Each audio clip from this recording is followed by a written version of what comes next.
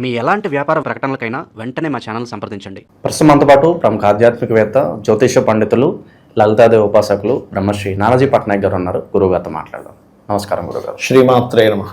గురుగారు, ఏప్రిల్ మాసం విశేషంగా ముందుగా మేషరాశి వాళ్ళ స్థితిగతులు చూద్దాం. ఏ విధంగా ఉన్నాయి, ఎటువంటి ఫలితాలు ఎదురవుతాయి అంటారు, ఎట్లాంటి జాగ్రత్తలు తీసుకోవాలి మాసం వేళ? తప్పకుండా అండి. మేషం వారికి కనుక చూసుకుంటే ప్రస్తుతం గ్రహస్థితి కనుక చూసుకుంటే రాశిలో శుక్రుడి యొక్క సంచారం జరుగుతూ ఆ శుక్రుడు 19వ తేదీ వరకు ఉంటాడు రాశిలో.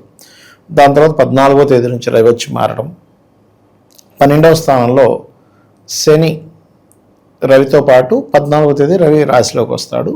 అదేవిధంగా కుజుడు 2వ తేదీకి వచ్చి 12లో ఉండే శనితో కలుస్తున్నాడు. ఇది చాలా డిఫరెంట్ కాంబినేషన్ అది చెప్పాలంటే. అండ్ అదేవిధంగా మనకి బుధుడు కూడా 11వ తేదీకి మీన రాశిలోకి, రాహువు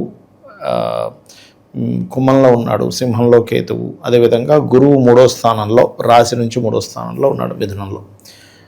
చంద్రుడు వచ్చేసి ఈ నెలంతా కూడా మనకి కన్యా రాశి టు సింహరాశి వరకు సంచారం చేస్తాడు. ఈ యొక్క గ్రహస్థితిని అనుసరించి వీరికి ఎలా ఉండబోతుంది, ఎటువంటి విషయాల్లో ఎటువంటి జాగ్రత్తలు తీసుకోవాలి అనేటువంటి అంశాలు చెప్తుంది నేనైనప్పటికీ చెప్పిస్తుంది సాక్షాత్ లలిత అమ్మవారిగా భావిస్తూ, ఆ లలితాంబిక అమ్మవారి యొక్క అనుగ్రహం వీరందరికీ కూడా పరిపూర్ణంగా కలగాలని మనస్ఫూర్తి కోరుకుంటూ, ఇక్కడ ఏంటంటే ఎప్పుడైతే రాశిలోకి రవి వస్తున్నాడో, ఈ లగ్నానికి అంటే ఈ రాశికి రవి ఉచ్చస్థానంలో ఉంటాడు మేషంలో. కాబట్టి 14వ తేదీ నుంచి కొన్ని విషయాల్లో, అంటే రాజకీయం అనుకోండి, సంతానం విషయం అనుకోండి, కొంత పేరు ప్రఖ్యాతలు రావడం అనుకోండి, ఇట్లాంటి వాటికి చాలా పాజిటివ్గా ఉంటుంది రాశిలోకి రవి రావడం వల్ల.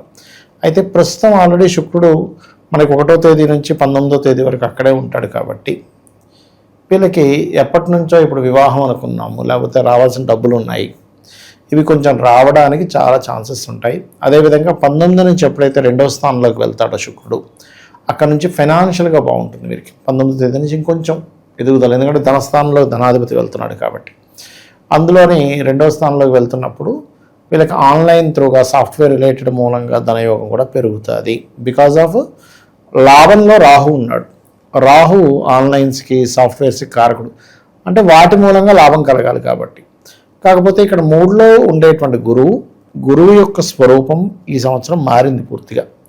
మనకి పోయిన సంవత్సరం అలా అయితే 3 రాశులు మారాడు గురువు, ఈ సంవత్సరం కూడా 3 రాశులు మారుతున్నాడండి.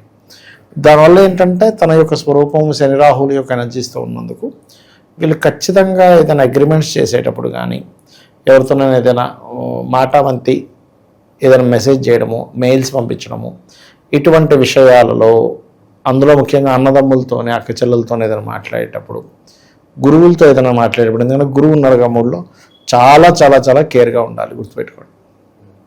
అలాగే ఈ రాశి వారికి మనకి కేతు 5వ స్థానంలో ఉన్నాడు. అందుకని కొన్ని నిర్ణయాలు తీసుకునేటప్పుడు ఒక్కొక్కసారి ఏమైపోతుందంటే, లేదు నేను ఖచ్చితంగా ఈ నిర్ణయం మనం ఏమైపోతాం, ఒక్కోసారి అక్కడ ఏమిటని సిచ్యువేషన్ అర్థం చేసుకోకుండా కొంత మొండిగా కొన్ని నిర్ణయాలు తీసుకుంటాం. ఆ కేతు సింహరాశిలో ఉన్నందుకు, అది కూడా కేతు నక్షత్రంలో ఉంటున్నాడు పర్టికులర్గా. కాబట్టి ఈ విషయంలో చాలా జాగ్రత్తగా ఉండాలి. గురుగారు, విద్యార్థులు, నిరుద్యోగులు, వ్యాపారస్తులు వీళ్ళ పరిస్థితి ఎలా ఉండబో? విద్యార్థుల విషయంగా తీసుకుంటే కొంతవరకు ఒక 75% బాగుంటుందని చెప్పొచ్చు, ఎందుకంటే గురువు 3లో ఉన్నాడు కాబట్టి. ఇక నిరుద్యోగుల విషయం కనుక తీసుకుంటే వీళ్ళు ఉన్న ప్రదేశం కాకుండా వేరే ప్రదేశాలకు వెళ్తే బాగుంటుంది. అయితే ఈ దశమాధిపతి మీదకి కుజుడు వస్తున్నాడు. ఎట్లాగో 2వ తేదీ నుంచి 12లో ఉండే శని మీదకి కుజుడు కనెక్ట్ అవుతున్నాడు. కాబట్టి ఉద్యోగంలో అధిక శ్రమ అయితే ఖచ్చితంగా ఉంటుంది, అందులో ఎటువంటి సందేహం లేదు. అలాగే కాస్త ఎక్కువ ఖర్చులు కూడా ఇస్తాడు అక్కడ ఉద్యోగులకి ఖర్చులు, ఎందుకంటే శనికి కుజుడికి కనెక్టివిటీ ఉండడం వల్ల. సో ఇలాంటివి బలంగా చూపిస్తున్నాయి. నిరుద్యోగుల పరిస్థితి? నిరుద్యోగులకి ఉద్యోగం వస్తే ఆనందం. నిరుద్యోగ ఆస్ట్రాలజీలో ప్రత్యేకంగా నిరుద్యోగుల కంటే అంటే వీళ్ళకి ఉద్యోగం రావడానికి ఎంత టైం పట్టొచ్చు అని వాళ్ళు ఎదురు చూస్తూ ఉంటారు. ఈ నెలన్నా మా స్థితిగతులు మారుతాయి అని ఎదురు చూస్తానండి. అదే మీకు నేను ఇందాక చెప్పింది అదే. ఉద్యోగం రావడానికి ఉన్న ప్రదేశంలో వెతుక్కుంటే వీళ్ళకి నిరుద్యోగుల పరిస్థితి నిరుద్యోగులుగానే ఉండిపోతారు. కాబట్టి ఇతర ప్రదేశాలకు వెళ్ళాలి. ఆ ఇతర ప్రదేశాలకు వెళ్ళే విషయంలో ఈ నెల పర్టికులర్గా ఏదైనా ఘర్షణ వెళ్ళిపోతారు, లేకపోతే ఇంట్లో అమ్మ నాన్న లేకపోతే అంటారు, ఏంటో ఇక్కడే వెతుక్కుంటుంటావు, ఇక్కడ బెంగళూరులో వస్తున్నాయంట, ఢిల్లీలో వస్తున్నాయని వెళ్ళొచ్చు కదా అంటే, ఒక తెలియని ఒక ఫైర్ దీంతో వెళ్తారు చూసారు, అలా వెళ్తారు. ఎందుకంటే దశమాధిపతి అయిన శని కుజుడితో కనెక్ట్ అవుతున్నాడు. అంటే కుజుడు వెళ్ళి మీన రాశిలోకి ఎప్పుడైతే వెళ్తున్నాడో శని దగ్గరికి ఆ ప్రభావాన్ని, ఆ స్ట్రెస్ని ఇస్తాడు. వర్క్ స్ట్రెస్ ఉంటుంది, ఉద్యోగపరంగా వేరే ప్రాంతానికి వెళ్తే సక్సెస్ అనేటువంటిది ఉంటుంది, అట్లా ఉంటుంది. అయితే పర్టికులర్గా వీళ్ళు 13, 14 తేదీలు మాత్రం ఎక్కువ లాభాలు వస్తాయని, ఈ వ్యాపార సంబంధించినటువంటి విషయాల పట్ల కాస్త జాగ్రత్తగా ఉండాలి, గుర్తుపెట్టుకోండి. ఇక ఈ చెప్పాను కదా ఇందాక, కొంచెం వివాహ సంబంధించిన విషయాలు 19 నుంచి ఫైనాన్షియల్గా బాగుంటుందని చెప్పని అనుకున్నాము. గతంలో ఎప్పటి నుంచో ఒక ఫలానా ప్రాపర్టీ అమ్మేద్దాము అని అనుకునేటువంటి విషయాల్లో ఇప్పుడు కొంచెం ఆ యొక్క కాంబినేషన్స్ ఫ్రూట్ఫుల్గా ఉన్నాయి. అంటే అమ్మడానికి బాగుంది చెప్పాలంటే ఇప్పుడు కొనడం కంటే కూడా. మరొక విషయం ఏంటంటే, ఈ చంద్రుడు ఎప్పుడైతే 6వ స్థానంలో అంటే మొదటి 1-2 రోజులు ఉంటాడో మేషం నుంచి, హోమ్ లోన్స్ కోసం చేసే ప్రయత్నం 1-2 తేదీలు చాలా బాగా కలిసి వస్తుంది చెప్పాలంటే.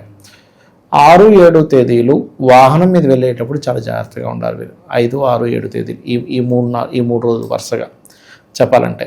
ఓకే, ఇక ఇన్వెస్ట్మెంట్స్ చేసే విషయంలో 15, 16 తేదీలు ఇన్వెస్ట్మెంట్స్ చూస్ చేయాలి, లేకపోతే ఇన్వెస్ట్మెంట్స్ వల్ల మోసపోవడం జరుగుతుంది 15, 16 తేదీలు, గుర్తుపెట్టుకోండి. ఇక వీళ్ళు ఎక్కువగా గణపతిని ఆరాధించడం చేయడం మంచిది. షేర్ మార్కెట్ ఇట్లాంటి విషయాల్లో కొంత జాగ్రత్తగా ఉండాలి. మంత్ర సాధనకు బాగుంది మళ్ళీ చెప్పాలంటే ఇప్పుడు ఉండేటువంటి గోచారం, ఎందుకంటే పంచమంలో కేతు ఉన్నాడు కదా.